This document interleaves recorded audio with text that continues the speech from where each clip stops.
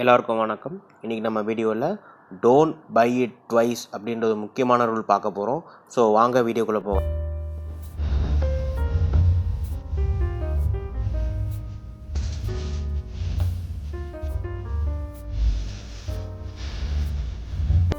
Don't by it twice அப்படின்னா ஒரு பொருளை நீங்கள் இன்னொரு வாட்டி வாங்கக்கூடாது.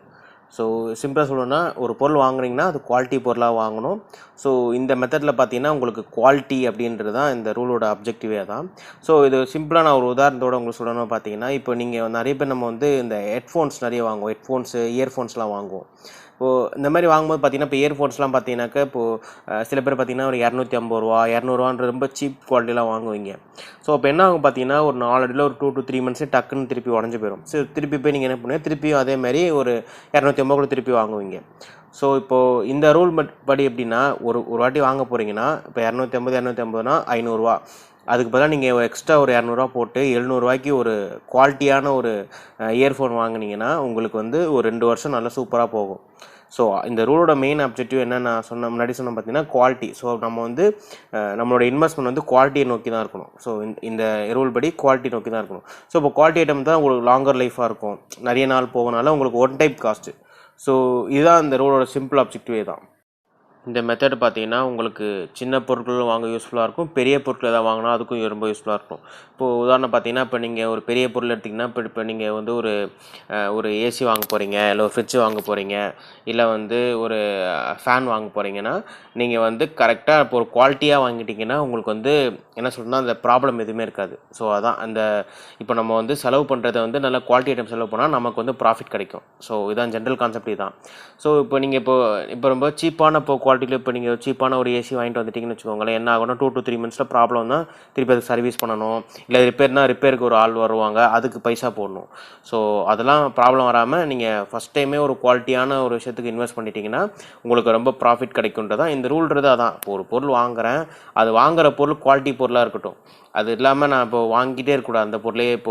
இப்போது நான் உதாரணம் சொல்லியிருந்தேன் பார்த்தீங்கன்னா, அந்த ஹெட்ஃபோனு, அதே மாதிரி இப்போது மொபைலு, அப்புறம் வந்து இப்போது நீங்கள் வேறு சின்ன சின்ன பொருள் பார்த்தீங்கன்னா, இப்போது பென்னு, அந்த மாதிரி ரொம்ப சின்ன பொருட்கள் பார்த்தீங்கன்னாக்கா குவாலிட்டியே இல்லாமல் வாங்குறத விட கொஞ்சம் குவாலிட்டி உள்ள பொருளாக வாங்க ட்ரை பண்ணுங்கள். ஸோ இந்த மெத்தட் ரொம்ப ரொம்ப யூஸ்ஃபுல்லாக இருக்கும். நீங்கள் அன்றாட வாழ்க்கையில் நீங்கள் இந்த மெத்தட் இம்ப்ளிமெண்ட் பண்ணும்போதுன்றது உங்களுக்கு வந்து ப்ராஃபிட் நிறைய கிடைக்கும். ஏன்னா நீங்கள் ஒரு டைம் தான் இன்வெஸ்ட் பண்ணுறீங்க. ஒரு குவாலிட்டி பொருளுக்கு நான் ஒரு டைம் இன்வெஸ்ட் பண்ணுறேன்னா எனக்கு அந்த பொருள் ரொம்ப யூஸ்ஃபுல்லாக இருக்கும். ஃப்ரிட்ஜ் எடுத்துகிட்டோம் வச்சுக்கோங்க, ஒரு நல்ல குவாலிட்டியான ஒரு ஃப்ரிட்ஜ் வாங்கிட்டோம்னு வச்சுக்கோங்களேன், நமக்கு எந்த ப்ராப்ளமே இருக்காதுல்ல, ஒரு 2 வருஷத்துக்கு அப்படியே நல்லா ஓடும். ஸோ அதே மாதிரி பட்ஜெட்டும் பார்த்துக்கணும் நீங்கள். ஸோ உங்கள் பட்ஜெட்டுக்குள்ளே வருதா, ஸோ அப்படி அதை விட ரொம்ப காஸ்ட்லியாக போயிடக்கூடாது, ரொம்ப சீப்பாக போயிடாமல் மிட் ரேஞ்சில் இருக்க மாதிரி பார்த்துக்கோங்க. ஸோ மிட் ரேஞ்சில் இருக்கிறது கொஞ்சம் குவாலிட்டியான ப்ராடக்ட்டுமே உண்டு. இல்லை என்னால் இன்வெஸ்ட் பண்ணி நிறைய வாங்க முடியும்னா நீங்கள் தாராளமாக வந்து கொஞ்சம் நிறைய பட்ஜெட் பொருள் வாங்கிட்டிங்கன்னா, குவாலிட்டி பொருள் வாங்கிட்டிங்கன்னா உங்களுக்கு ப்ராஃபிட். ஸோ அதான் ரொம்ப சிம்பிளாக இந்த மெத்தடோடைய அப்ஜெக்டிவே தான். ஸோ இதான் இந்த ரூலோடைய அட்வான்டேஜஸ் என்ன பார்த்தீங்கன்னா, ஃபஸ்ட்டு வந்து நமக்கு வந்து டைம் சேவ் ஆகும். ஸோ இப்போ எப்படின்னா, இப்போ நான் நிறைய பொருள் தேடி பார்த்து ஒரு குவாலிட்டியான பொருள் வாங்கிட்டேன்னு வச்சுக்கோங்களேன், எனக்கு ஒரு பிரச்சனை இருக்காது, நான் அந்த பொருளை வாங்கி அப்படியே நான் யூஸ் பண்ணிகிட்டே இருப்பேன். இப்போ நான் அதே ஒரு சீப்பான பொருள் வாங்கிட்டேன்னு வச்சுக்கோங்களேன், அது டேமேஜ் ஆகி போச்சுன்னா அதுக்கு எப்படி நான் ரிப்பேர் பண்ணணும், எங்கே ரிப்பேர் பண்ணணும், இப்போ அதை விட என்ன குவாலிட்டியான வேறு எங்கே வாங்கலாமா சொல்லிட்டு நான் தேடிட்டே இருப்பேன். ஸோ அதுக்கே எனக்கு நிறைய டைம் போயிடும். அட் த சேம் டைம் நமக்கு பைசாவும் நம்ம நிறைய அந்த ஒரு குறிப்பிட்ட ஒரு பொருள் நிறைய இன்வெஸ்ட் பண்ணுற மாதிரி ஆகிப்போம். ஏன்னா உங்களுக்கு ரிப்பேரும் பண்ணணும், இதை விட பெட்டராக வேறு எதாவது வாங்கலாமான்னு பார்ப்போம், அதுக்கு திருப்பி அங்கே ஒரு பைசா போட்டுருவோம். ஸோ அது ஒரு விஷயம் சொல்கிறேன். ரெண்டாவது விஷயம் பார்த்தீங்கன்னா, உங்களுக்கு வந்து குவாலிட்டி.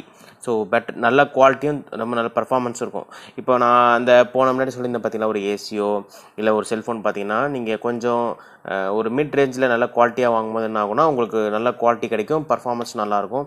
ஸோ நீங்கள் வந்து பார்த்தீங்கன்னா உங்களுக்கு வந்து என்ன சொல்கிறதுனா ஒரு மன திருப்தியாக இருக்கும். சரி, நம்ம ஒரு கொஞ்சம் பைசா நிறைய போட்டாலுமே நமக்கு வந்து ஒரு குவாலிட்டி பொருள் நம்ம வாங்கணும் அப்படின்றது நமக்கு ஒரு சாட்டிஸ்ஃபேக்ஷன் கிடைக்கும்.